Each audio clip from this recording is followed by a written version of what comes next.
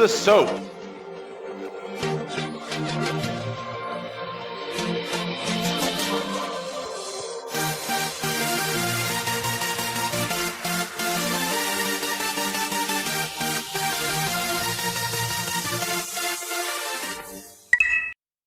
Welcome everyone to another episode of the S.O.A.P. My name is Daniel, and for this episode we have Mick returning. Welcome back.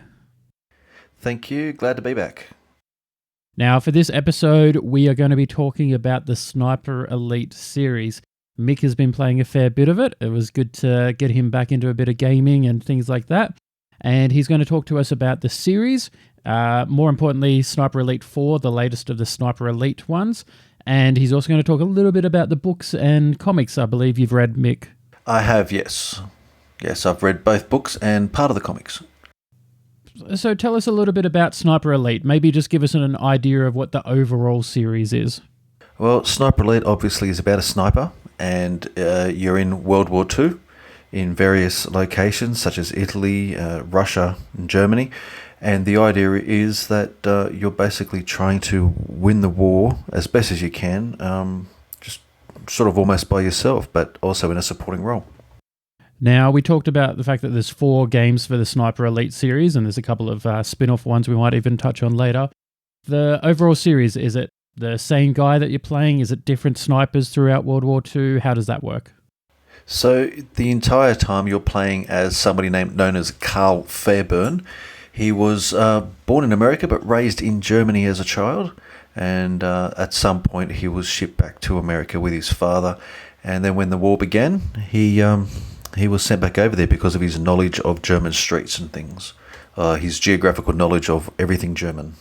And do you feel you get to really know the character and get behind him, or do you feel that it's more just a name attached to a generic character and it's more about you as the player? I think if you only play the one game and you sort of just play it as a game, you're just going to feel like he's quite generic because you don't find a lot of backstory in any of the games. The backstory mainly comes from reading the first book, as well as in some of the reviews of the game. They do mention his backstory a little bit there, but for the most part, he is quite generic. I found that once I'd read that first book, I came to relate a lot more to him and really take on his persona when I'm playing the game. So let's talk a little bit about what the games in general are like. Now, they're done by Rebellion, who personally I've loved many of their games, not just the Sniper Elites, which I played a little bit of, but they certainly have done quite a few good games. What do we expect out of the gameplay and things like that from a Sniper Elite game? Yeah, so Sniper Elite is a tactical shooter video game series. So you're playing as a sniper, you're using stealth, you're trying to keep your distance from enemy soldiers. The whole thing is basically a less direct approach to combat, and you're playing it in third person. So when you switch to zoom in with your sniper rifle, it switches to first person, but for the majority of the game it's all third person. And it certainly is all about your strategy, your tactics.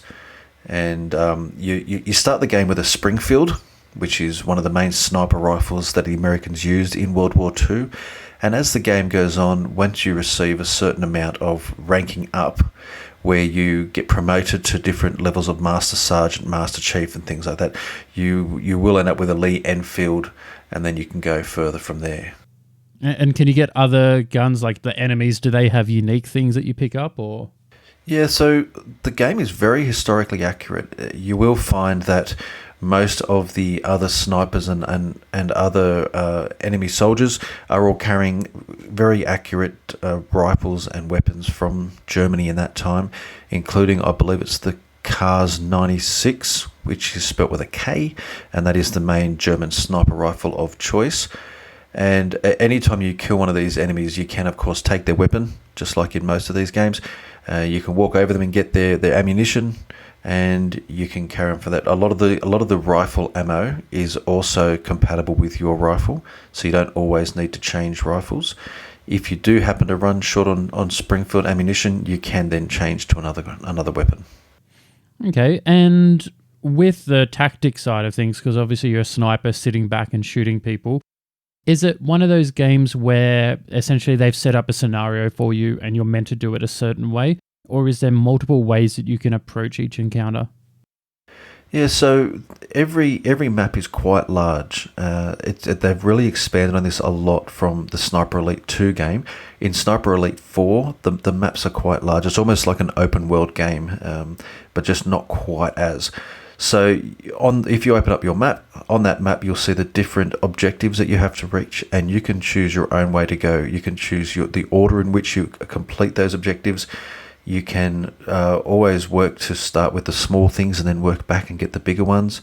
You can be strategic about it, which is really the best way to do it, and find the area with the most enemies, take all of them out first, and then start to work through the other areas. And your vantage points for sniper shoots, that's up to you. You need to find those points. They could be high points, low points, could be hiding in a scrub, a little shrubbery bush, and you can actually crouch in that, and they will not see you in there unless you move. And then when somebody gets close, you press a certain button and you jump out and you stealth kill them with a knife, or you break their neck or something. Is there any, I guess, like traps and things like that where you might set up in your tower, and if someone's climbing a ladder behind you, you've got a booby trap for them or things like that? Is that in the game? Yeah, so as you go along, you collect different sorts of mines and other tripwire explosions. And they're very, very important to look out for these, because if you're tracking down another sniper, they may also have set these traps. And the idea is you set the traps so that they're not too close to you, so you don't get injured, but you set them in any vantage point where you feel the enemy might come in from behind, and make sure that they walk over those before they get to you. The other thing you can do along those lines, if you kill a person, you can then booby trap their body, because quite often throughout the game, you'll be in a completely different area and you'll get a message along the bottom of the screen that somebody has found a body that you've left behind. So your options are to either pick up each body and move them to a concealed place so nobody notices, or you can booby trap that body. So when somebody finds that body and they go to investigate, they get killed. They explode, they die. The explosion then brings more soldiers to that particular location, which may actually remove them from your area, which is not always a bad thing either. When I played Sniper Elite 3 a bit, I guess, especially the longer I went into it, I'm not one with patience. So I actually enjoyed picking up like some of the more close combat guns and running around and shooting people, kind of more like a first-person shooter than a sniper tactical game. Is that something that, I guess, A, you found yourself doing, or B, is across all the different games? Oh, I found that the best way for this game is to actually do it with as much stealth as possible. I really like this game because you can just go slowly, you can just take your time, and sometimes you'll be waiting, you'll be hiding in some bushes somewhere waiting to take a sniper shot, and you need to just sit there. You may sit there for a couple of minutes waiting for that perfect moment, because there might be other things in that particular level that's making noise, and you want that noise to come up to cover your shot so that nobody knows you're there. There might be a boat that goes around on the water there, and every time it goes around it makes a certain amount of noise, or there might be some large aircraft cannons firing, and every time they fire they make a noise. You get a symbol on the top of your screen, you see that symbol, you take your shot, and it's less likely for the enemy to know where you are. You also, if you just take one shot, even if somebody hears it, they don't know where you are, so there'll be an alert. They'll be looking for you, but they won't necessarily know where you are unless you take a second shot. Just like in life, you'll hear one sound. You know roughly where it's from, but you don't know exactly. You hear a second or a third, and you start to narrow that down. It certainly is a game where running around with a machine gun in your hand works if your cover's been blown. If everybody knows who you are, suddenly it's best to quickly put that machine gun in your hand, or a pistol if that's the way you prefer to do it, just to defend yourself. But most of the time, you're meant to be playing this in a stealth mode. You're meant to be playing it slowly, strategically. It's a game where you can actually sit there and eat your dinner while playing it, which I often do. A few mouthfuls of food and then try to take out another enemy, and then a few more mouthfuls of food and so on.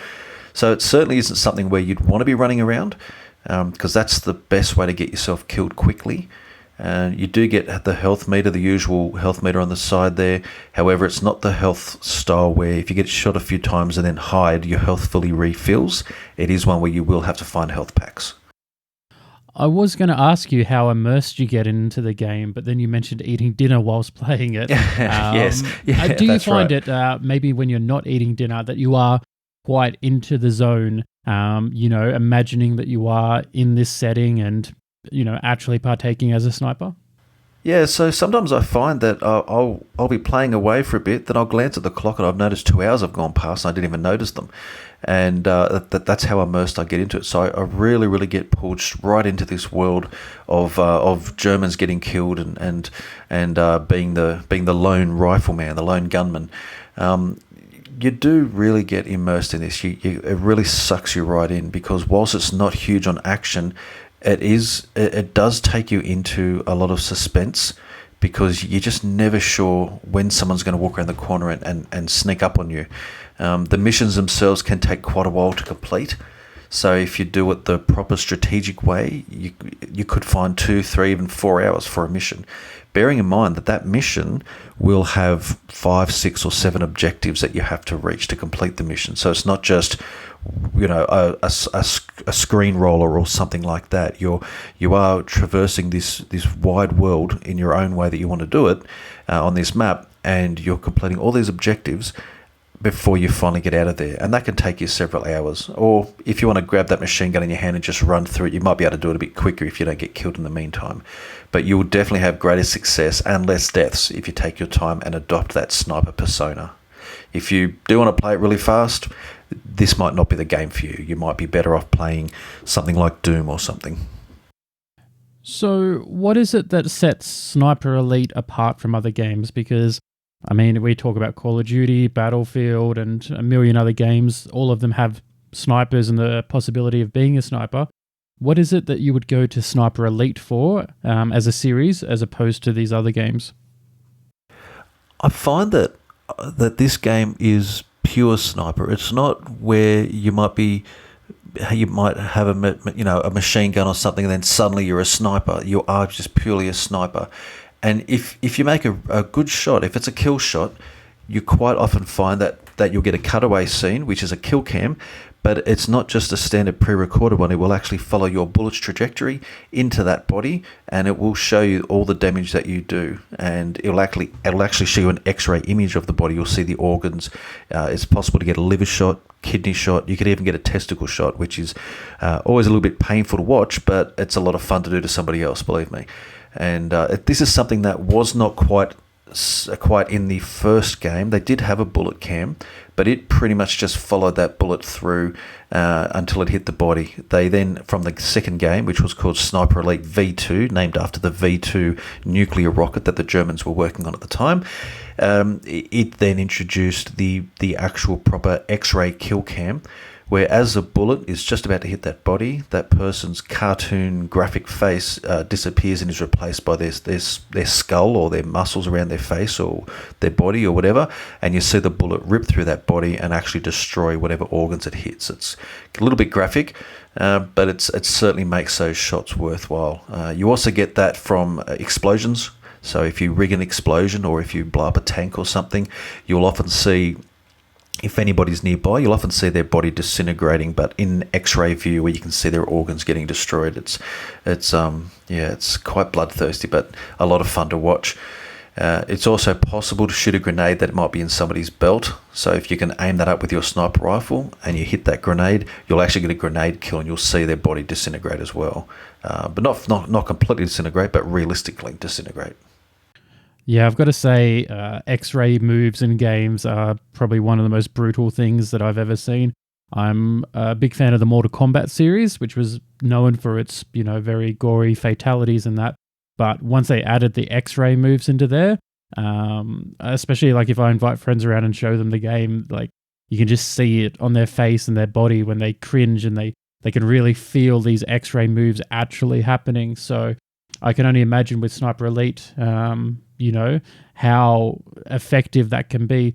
I guess the difference there is Mortal Kombat, for example, is a preset bunch of rules, whereas Sniper Elite, you actually get to make that scene yourself. It's where you shot the bullet personally. Yeah, exactly right. And it actually shows the enemy soldier that you've hit. It actually shows them in the position that you hit them. It doesn't cut away to a pre-recorded, as you said. It's not something like that. It's where you've almost decided how they are shown and how they die. you've shown, or you've chosen how that video is going to look by just the position they were in. It also, sometimes when you actually hit something like that, as the camera moves around their body, you may actually notice in the background other soldiers that you didn't even know were there. So it's on the spot, it's real time sort of thing. So it's definitely not a pre-recorded scene. What about when you're shooting like helmets and things like that? Like, how does that impact everything? Yeah, so part of the game is you can get suppressed ammo, so you can actually use your sniper rifle where nobody can hear your bullets, unless I suppose they're really close. But the problem is if they're wearing a helmet, a metal helmet, and you hit them in the head, that will make a sound, and any other soldiers within range of that sound will hear that and they'll know something's happened. So as you're lining them up in your crosshairs, the idea is to have a look and see if they're wearing that helmet. It might be better to aim for maybe the chest or somewhere else other than the head, because that head is just going to make a lot of noise. If you shoot somebody next to somebody else, then obviously the other person's going to notice that their comrade has just hit the floor in a big burst of blood. So it's all about trying to take out these people without them being noticed. And I played a mission last night where I managed to take out at least 6 people just by creeping up on them and cutting their throats. Then I'd pick up each one's body and go drop them in a bush somewhere where nobody will walk across them. Sometimes, however, you will see an alert saying, "Oh, look, we're a man down, someone's missing. Then they'll go looking for that person that's missing. They're not necessarily looking for you because they don't know the person's dead. They're just trying to find someone that's missing. So the AI is really, really good. The suppressed ammo is fantastic. It's very rare and hard to come by though. So when you do get it, it's best to use it very sparingly. You don't want to use it too quickly because once it's gone, it's gone. That's usually just the best way to sort of take them out like that. With the grenade kill in the belt there, you will get extra points for that if you can line that grenade up. If you use your suppressed ammo to hit that grenade, then nobody will know it was from you. It might just be assumed that the grenade went off in their pocket or in their belt sort of thing without any actual other intervention from you. So once again, someone's dead because obviously they'll hear the explosion, but they're not necessarily going to know that it was from a sniper. So you're saying if, as a sniper, you scope out someone, you see that they're wearing a grenade on their belt, you can shoot that grenade and it's actually going to go off and explode and kill a bunch of people. Yeah, most certainly. It'll go off. If that person's standing there and they've got 2, 3 or 4 other people around them, if you can hit that grenade, it may very well take all of them out. That's insane. With that one shot. You can, and on multiple kills, you can sometimes, if you line it up just right, you can actually get a double kill from one bullet where your bullet will go through one person and into the next person. Now, that was something that I saw quite a fair bit of in V2, but in the 4th one, I've only managed to get a double kill with one bullet twice so far, and I'm almost completed the game. Does that make it a bit more memorable for you? Oh, certainly. Any of these really, really great shots that you make or any of these outstanding achievements that you get, they always make it memorable. It's always something you think back and go, well, that was really good. And there's a mission in V2, the second game, where you actually have to, you're in Russia and you have to go through this area all the way through while dodging about 20 Russian snipers. And the Russian snipers back in the war days were actually exceptional snipers. Next to the Americans, they were the best snipers in the war. So you're trying to find your way through here, and it's a destroyed town. Its buildings are half busted up everywhere. And the idea is that you need to pick your way through all these destroyed buildings, but not go down the main street. You're trying to get in the back way to find these snipers as you find your way through and not get killed yourself. And whilst you might be getting hit with machine gun fire and things like that, and your health drops down a little bit, you get hit with a sniper bullet, and it takes a good chunk of your health out because it's a sniper bullet. If real life, you'd be dead. So good thing it's just a game. What other things can you do to hide your noise in that? Is there any other tools that you're... yeah, certainly. Or? Yeah, definitely. There are lots of other things. As I mentioned before, there are the boats that go around the rivers. There are sometimes one of your missions is to take out the aircraft cannons, which you'll know that's coming because you'll actually hear them loading the trajectory, whatever they use in those things, the missiles and things, you'll hear them load it and you'll know it's about to go off. So you can use that to cover your noise. There are generators in some of these other areas. So where they've got anti-aircraft machine guns, they may have a generator next to them to run them. So when you get close to that, you actually get a choice where you can either give it a good kick, which busts it up a bit so it makes a continuous sort of noise, which will cover any fire that you make while within range of that, or you can actually set it to explode, which is sometimes even better because you can set that to explode and walk away. You could be quite a fair distance before it goes off, and then they all run towards that looking for you. You're not even there. But certainly I would never use that option myself. I always set it so that it just makes that sound, and that way while I'm within range I can just be taking people out left, right and centre. Just as long as my shooting's covered, and I don't do it too close to anyone because I don't want them hearing me either when I'm that close. So if you are hiding in the bushes, don't move. And when you are taking out all of these enemy soldiers and you're walking over them for their ammo and to pick up their weapons or whatever you want to do, you also get the option to actually search that. It'll actually come up and say, to search this corpse, press this button. So you'll press it, you'll have a look, and you may find safe codes, you will find extra ammo, you may find letters home. And finding all the letters, that's a little side mission, one of those little optional things you can do just for the kudos. You don't really get much out of it, but it's a bit of fun. But if you can find the safe codes, then when you do come across the safe that might be in the main general's office or something, you get the option of opening it with a safe code or putting a bomb on it. And obviously a safe code is a much better way to be opening safes and exploding them, especially when there could still be enemy soldiers around. You don't want to attract any attention if you can avoid it. So find those safe codes. The idea is search every single person you kill. It takes a little bit longer, but it's certainly worth it. It will pay off in the end because you'll have all these extra things that you've found. You might even find mines and things like that. When you walk over their bodies, all you're picking up is the ammo that was in the gun they were holding. If you search them, that's where all the other ammo is. It's in their pockets. Not a bad idea either to move those bodies. I mentioned earlier about picking them up and putting them in bushes. That's not something to do for fun. That's actually something that's a good idea to do because you don't want somebody else stumbling across those bodies and thereby blowing your cover. If you can sneak through an area quietly, think Rambo in the first movie, hiding there in the mud, and take them out one at a time, you're pretty much doing the same thing. You don't want them knowing you're exactly there, so move those bodies, drop in some bushes around the corner, somewhere in the dark. Search their pockets, get everything you can out of them, and you'll find that you'll get these missions done a lot easier. All right. Well, we'll talk a little bit more about Sniper Elite 4 in specifics in a moment. Before I get into that, I mean, as a series overall, Mick, I mean, how do you feel about what's your experience with it as a generalization? Do you have preferences over which game's the best, or? Yeah, so I missed the first game, unfortunately. That was out before I even knew about it. I had no idea that it existed. It has been remastered since, so it's not available on Xbox Game Pass, unfortunately, and I'm a bit of a tight ass, so I'll just wait a bit longer. The other way to get it is through Steam. It is available through Steam, so if you have Steam, by all means, grab it there. I started with Sniper Elite V2, and to me that was just absolutely outstanding. I did miss Sniper 3 because I took a break from gaming for quite a few years, and I let my son take that mantle instead.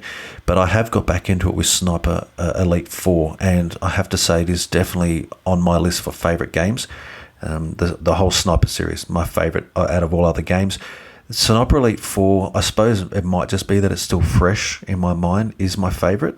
But I just feel that when I compare it back to Sniper Elite 2, 4 just seems to have, they've really upgraded. It's just have more opportunities to kill in different ways, better stealth options. The maps are bigger, so you can take many, many more pathways to reach your objectives. You don't have to always follow a particular way. It's just so many more opportunities to play the game how you want to play the game.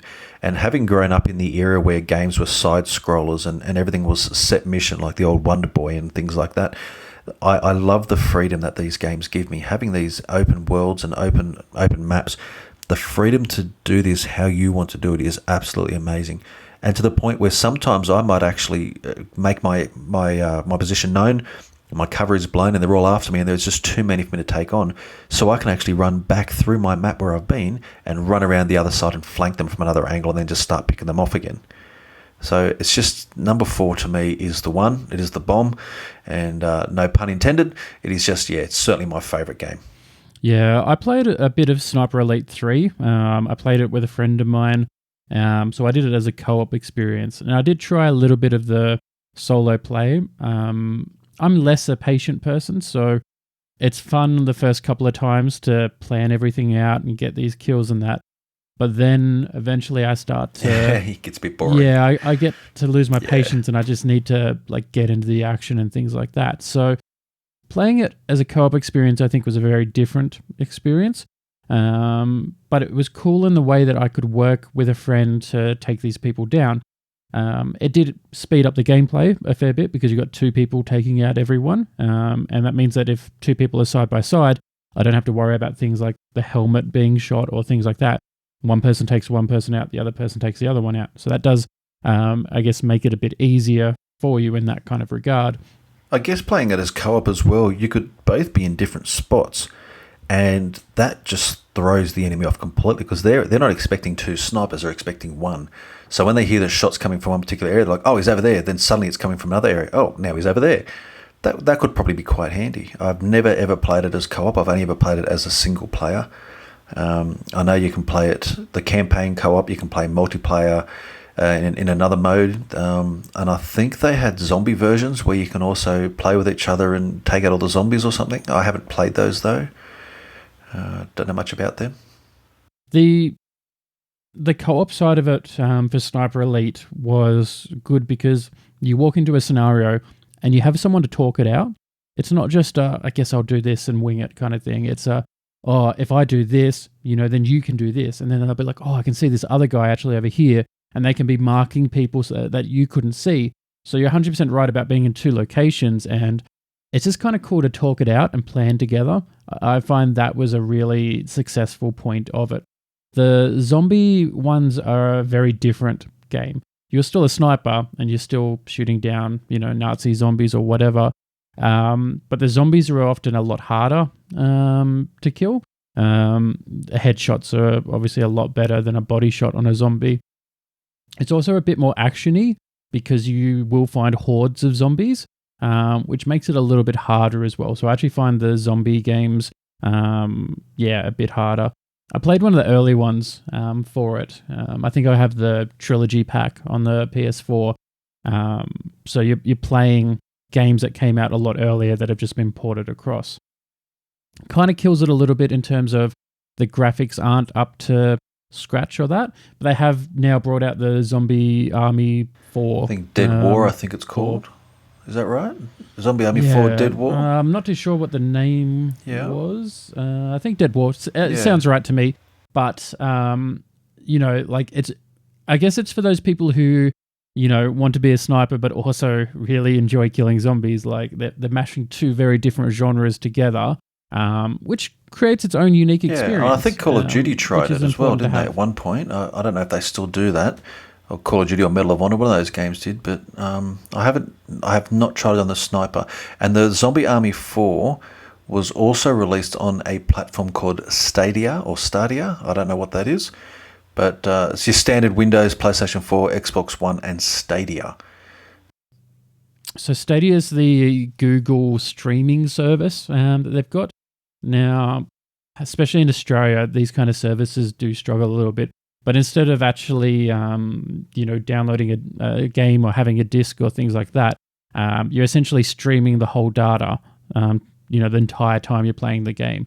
So it relies a lot more on having a really very good stable connection, or it's just not going to be a lot of lagging and bits and pieces. The original game was released on macOS, Microsoft Windows, PlayStation 2, Wii, and Xbox Original.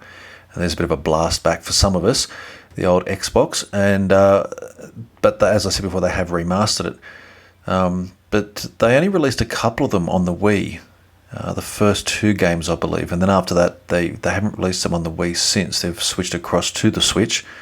But I can only imagine playing that on the Wii. I know that you got the controller mode, but I guess you've also got the one where you can, because Wii was all about being active, being fit and moving around. So I can imagine you'd be taking a sniper stance in your lounge room. Yeah, I doubt that they probably went to the depth that needed to it. The problem with the Wii was it had all this potential, but people didn't really develop for it. and it didn't have the hardware Yeah, behind it's a it. shame. So graphics and that are normally a bit behind, with it. So the VR game, I guess, again, is probably going to be the same thing. They're doing a Sniper Elite VR Yeah, game. that's right. Which I think will be very interesting. Which, yeah, 100%, because what everyone really wants is to be able to hold a gun and look through a scope and, play the exact same game. Really but do it immerse that themselves way. fully into it as much as possible. Yeah, unfortunately, the technology often doesn't meet up with that kind of standard. So, I guess we'll see how the VR goes. I'm more excited for the PS5 and what it can do with VR, because that extra power behind it might be enough for them to actually take things to the next level. And it's very interesting that Microsoft aren't really touching on the VR stuff when it's available on, Windows stuff, and Xbox being so close to Windows. You would think that they were bringing stuff over there, but they've made that decision at this point not to. But I guess, going forward with the next generation, they may jump into that race as well. I'm certainly hoping that when Xbox brings out their Series X, they start looking at this VR as an option, because that VR game is only going to be on Windows and PS4. It's not going to be available on Xbox because Xbox just don't support VR yet. And it's disappointing, but I guess, I don't know. Xbox is my preferred console, but I don't know. I guess maybe there's something for them to work on down the track. All right. Well, let's talk a bit about Sniper Elite 4. Can you tell me what the overall storyline is? Obviously, not giving any spoilers or that kind of stuff, but what's this one about? So, Sniper Elite 4, it's set in Italy in 1943. So it is in that World War II era again, as they all are. And it is actually in the immediate aftermath of Sniper Elite 3. However, having said that, I didn't play Sniper Elite 3, and I don't feel that I've missed anything by not playing it at this stage. I will go back and play it eventually. There were rumours of a new Nazi weapon, and so a boat has been sent out to investigate, but that boat was sunk. So the idea is that Carl Fairburn, of course the main character in these games, he is now enlisted to track down what happened to that freighter ship that was sent to investigate, as well as try to stop this whole anti-ship missile and the new Nazi weapon. So obviously, not giving too much away, he during the progress of these missions, he finds all this extra intelligence, all these documents which point to this new mystery weapon, and he is then set out again to go and stop the mystery weapon. And that's something that you'd have to sort of play for the whole game to get to the end of, to find out exactly what happens there. I guess if you're successful, then once again you've saved the world. But if you're not successful, well, I guess that's game over. And I know you said you haven't played number 3, but what does this game do in terms of increasing the graphics and the engine and things like that? Yeah, so each one of them has been dramatically improved. As far as it's mainly the kill cam that they work on, but all the other bits and pieces too. I've noticed that all the background graphics are a lot more defined now, a lot more accurate now than they were in V2. I suppose it's been many years since they released number 2, so I guess it's given them a lot of chance to really improve on the graphics and on the engine that they've used. It's a lot more accurate for your shooting and for your movements, so there doesn't seem to be any fuzziness around, look, you've gotten close to something, so as far as a computer's concerned, that's it, you've touched it. You actually need to be right on top of that for it to know that you've actually touched it, which is good. The old games from 20 years ago, you could come within half a kilometre of something and it thinks you've actually touched it. It's a little bit ridiculous, but this is a lot closer. So all of these things make up for a much more authentic game experience. So I find that, as I mentioned, the background graphics, it makes you actually look, it really looks like you really are in Italy. It's got the plazas, the houses, it's got the destruction that the different artillery strikes have used. Everything's just so much more accurate now than it was in number 2. Everything's more defined, and you really enjoy the experience a lot more than what you used to. Do you find the pace is the same? So the pace it's an interesting thing to talk about pace with this game, because Pace is not something that I would generally take into account with this. When things start getting a bit hot and a bit fiery, most certainly the AI in this game is outstanding. The enemy soldiers, they just know. If you're nearby and you haven't made any noise, some of them might go, it feels like someone's walking over my grave. And then when you hover over those with your binoculars, you can actually tag these enemies. You can tag them so that you can keep an eye on where they are, and they come up on your map because you've tagged them in some way. And it will show you if they're looking a bit alert or if they're looking a bit suspicious. When you hover over them, it brings up a list of how they're feeling. Because you can tell if they're looking a bit stressed or a bit anxious. Sometimes you also get a little bit more information than you want. I believe in one of them, it said that this person was in trouble at school for being in the girls' locker room or something like that. There's a little bit of fun that they like to throw in there. But as far as the gameplay itself, the AI is just second to none. You make a sound, they start coming towards you. If you get seen, they usually aim for where you were last seen. So if you can scarper off pretty quick, then you might be able to leave them behind, and then they spend the next 5 minutes actually looking for you back where they last saw you. Sometimes if they do see me, I like to quickly plant a mine in the ground and then run away. So when they go investigating, they go to where they last saw me, boom, they're all dead. That of course then brings more soldiers and gives me more people to kill, which is not a bad thing either. How do you feel about the additions to the kill cam system? So the shrapnel kills, the melee kills, and the stealth kills. I think they're really good. So we had the stealth kill in the second game as well, but it wasn't quite... they didn't show the graphic quite as much. It was, you jumped out of somewhere, you stabbed them, you broke their neck, that was it, you're gone. In this one, they do the X-ray vision as well, the X-ray view, where they will show your knife piercing their heart or going up through their jaw into their brain or something. They'll show you snapping their neck, and their vertebrae will actually show the vertebrae snapping into lots of little pieces. There is a section where you can also hang in this game too, so you can actually hang from a ledge or something. And if you make a whistle sound, one of the enemy soldiers will come over, and when they look over that ledge, you can then stealth kill them by grabbing hold of them, breaking their neck, and dropping them behind you off the edge. So they've really improved on the graphics of this X-ray view. They just call it the X-ray kill cam, and I'm really looking forward to the fifth game, which will be Sniper Elite 5, not the VR one, but a different one again, Sniper Elite 5, to see just how far they've taken this X-ray kill cam. What do you think about the new officer's rank? Because it's a feature I like a lot in games. I know in Assassin's Creed, they added these mobs where if you took out the leader, the rest of the group would run and disperse. In Sniper Elite 4, you can kill the officer to make the army retreat in some scenarios. How did that impact your gameplay? Yeah, that's also another good one. It's quite a good thing to actually, when you're tagging these enemy soldiers with your binoculars, it will give you their rank. It will tell you what level they're at, and when they're giving their orders, that's the best time to shoot them, because that's when they're at their least focused, because they're focusing on the other soldiers and telling them what to do.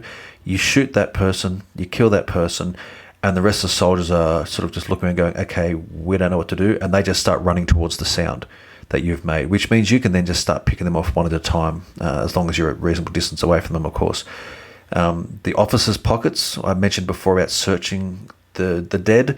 The officers' pockets, that's where you'll find the safe codes and other really important documents. All the intelligence and everything will be in the officers' pockets. You also have your own advancement. Every time at the end of every mission, it actually shows you what your new rank is and shows you how you've ranked up. And by building XP during that game with different skills of shooting and killing, that's how you gain your rank up. Now, we're talking Sniper Elite, so we're talking about sniper rifles, even though we've talked a lot about the other stuff. How does the sniper rifles feel in terms of shooting, accuracy, all that kind of stuff? Does this one do it a lot better? Is there anything notable about it? Yeah, I find that when you're using your sniper rifle in this game, no matter what the rifle is, you bring up your crosshairs, you have a good look, you can zoom in, zoom out, depending on which weapon you have. And when you feel that you're ready to make that shot, if you press another button on your controller or on your keyboard, it will actually empty your lung and make you as still as possible, which is something that real snipers actually do. They don't so much hold their breath, but they do breathe out and just relax and focus. And when they're doing this, you actually get a new little target will come up on your screen. And when that target changes to red, that means that you're in a perfect spot to make that shot. Now, you pull the trigger, away it goes. Now, it doesn't kill them on every single shot, which means it's not a guaranteed kill, but you will get that diamond, and it makes it almost impossible to miss that target.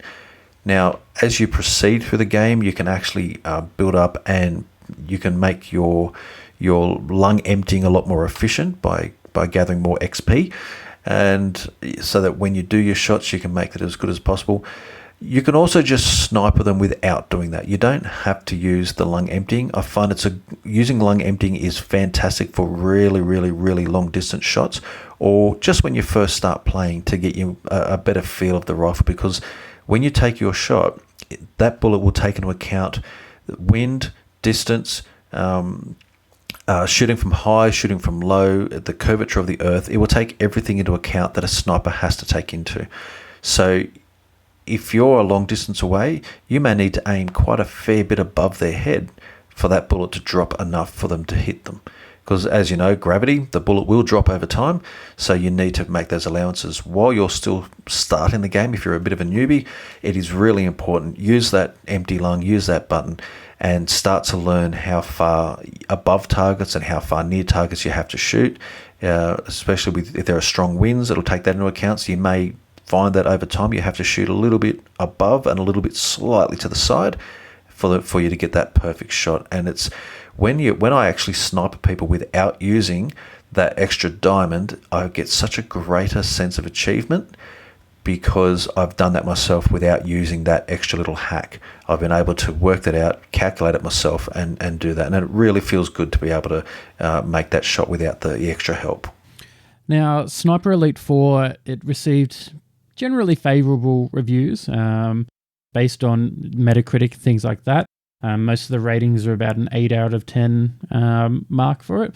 Eurogamer ranked it as 40th on their list of top 50 games of 2017.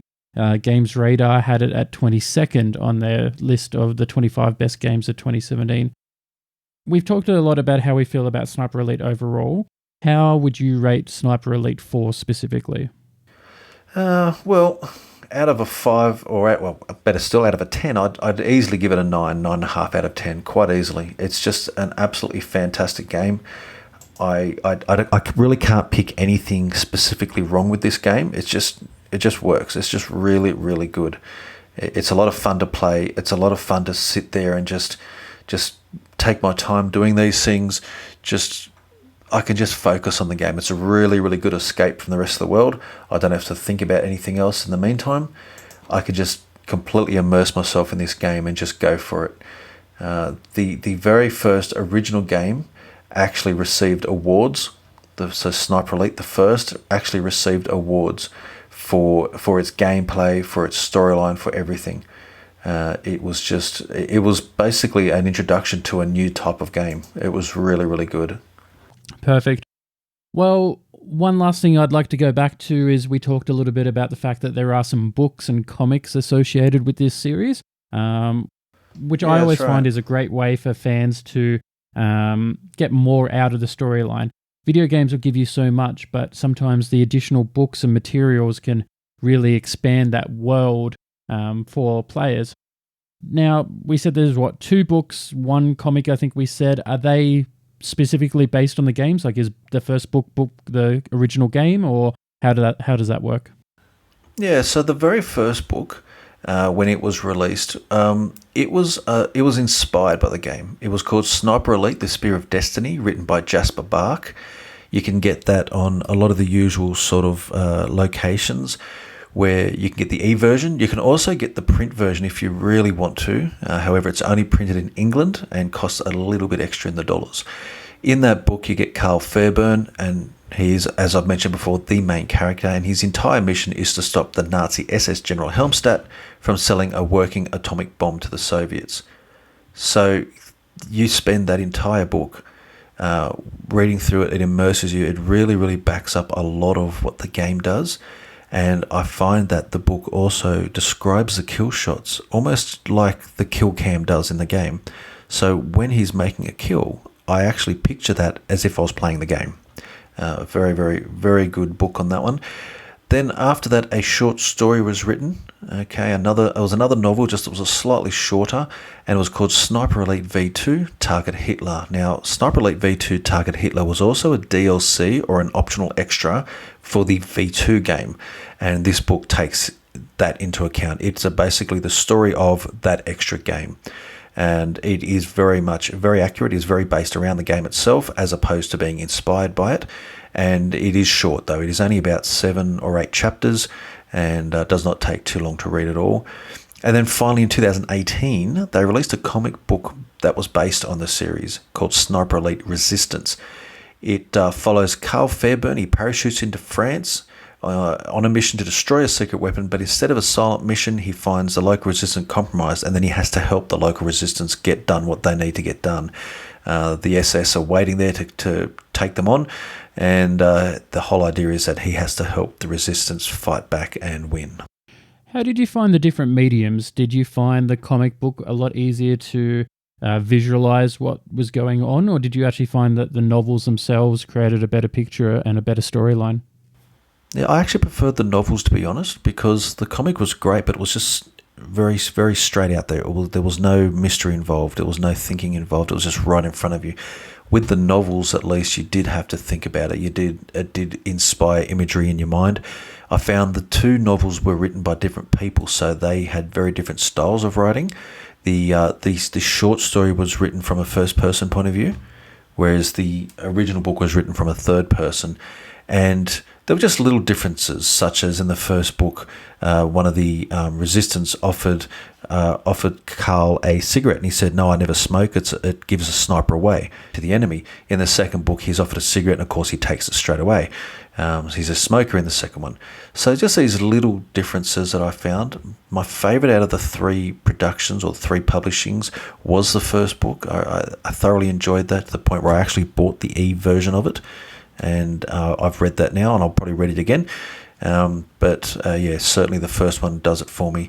The mediums, comic book is great and everything, but it just doesn't quite live up to the games or the book or the novels. Do you think you would enjoy the books if you hadn't played the games?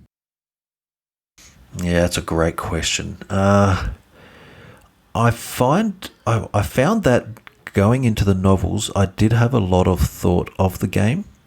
And the game itself, I had that in my mind quite a lot. As an example, I guess, I used to read the Simpsons comic books, and every time I was reading through them, when I was reading what the characters were saying, I was reading that in those characters' voices in my mind. And it does the same thing when you're playing this game or when you're reading the book. The two, they really link in together. So as I'm reading the book, I'm thinking of the game and of the motions. So when he takes a shot in the book, I'm imagining me taking that shot in that game. So I don't know if the book would do that well by itself without the game backing it up, to be honest. I really feel that if you went down the library and there it was on the shelf, you're like, oh, I like snipers, and you decided to read the book, I don't know, maybe to do it for you. But I really think that you'd need to have played the game just to really enjoy it, or vice versa. Maybe read the book and then go, hey, you know what, I might go play the game. Well, we've talked about a lot of stuff regarding everything with Sniper Elite. It's incredible to think about how big that universe is. Do you have any closing thoughts on anything to do with the Sniper Elite series? Well, I think just really if you like shooters, if you like to just give it a go, I think you should always give it a try. If you have Xbox, jump on the Game Pass. It's available there at no extra cost. I'm not sure about the PlayStation. I know they have their own version of Game Pass. I haven't checked to see if it's available there. If video stores are still renting out games, I don't know. I'm getting pretty old these days. I can't keep up with what video stores do. I don't even think they're called video stores anymore. But maybe have it there and get it on the cheap. But it's really worth a go. It really is worth playing. You might be able to find the second version of the game quite inexpensive at your local game shop to give it a go. And I'd certainly be playing that game. Just try it, see if you like it. It's not for everybody because it is a slower game. It's not your fast-paced, fast action sort of a game, so it might not be for you, but it's certainly worth trying one of them anyway. Yeah, Sniper Elite 3, I'm pretty sure I got it because it was one of the PlayStation Plus games of the month a while ago, but I do see them on sale quite regularly, so for those people who are looking at it more the PlayStation side of things, you will find it cheap. I'm pretty sure you can get a couple of them for a couple of dollars. It's really not too expensive for them. You can even possibly get it as a pre-owned game at EB Games or JB Hi-Fi or any of these other places that do that. They've got those pretty cheap sometimes. 100%. There's definitely a lot of ways you will find a cheap copy of it. Sniper Elite 4 and maybe the new Zombie Army might be a little bit more expensive, but definitely the older games, you'll find them cheaper out there. So for anyone who's enjoyed this episode, definitely recommend going out, giving it a go, and maybe leaving some comments for us. Mick, thank you for joining us on this episode. It's been quite a good episode. It's good to have you back. Always happy to be back, and I'm looking forward to being back a few more times this year. Have you gone back and listened to your VR episode? It's been a while now since we did that one. It has been. It's been a few years since I did that one. I haven't gone back and re-listened to it again, no, but I know that my adult kids have had a listen and they've enjoyed it, so I'm hoping they have to give this one a go as well and certainly spread the word, get everyone onto it. Are you still doing the VR? No, I haven't actually done VR for quite a while. I kind of sort of grew tired of it, but I might be looking into it a bit more, and maybe I might have to get myself a PS4 so I can play Sniper Elite on VR, because I think that would be an amazing experience. 100%. All right, well, thank you for joining us, Mick. For everyone listening, as always, the usual, like, comment, subscribe. We do actually love hearing everything that you have to say about our episodes. It's not just a line that we throw in each time, so please join us in the chats. You'll find us on Facebook and Reddit are probably the two best ones. If you want to listen, iTunes, SoundCloud. We do always put a copy on YouTube, though less of a video side of things for it. But thank you, everyone, for listening. Thank you, Mick, for joining us, and we hope you all enjoyed this episode.